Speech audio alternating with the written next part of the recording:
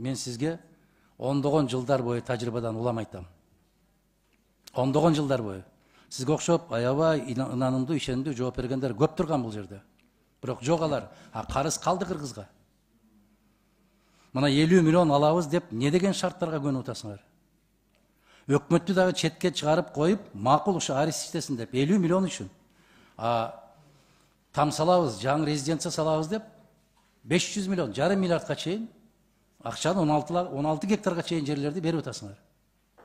Бул эмне деген маскара бул? Ошону резиденция курбай туруп, ушул сыяктуу бала бакча, мектептерди курса болот беле? Же президенттин иштей турган имараты жокпу бүгүн? Отурчу жери жокпу бүгүн? Чыңгыз Азаматович, уруксат болсо, маселени тегереңдеп. Сизге сөз берген жок. Сизге сөз берген жок. Процедурный боюнча президенттин өкүлүнөн сөз берилет. Процедурный.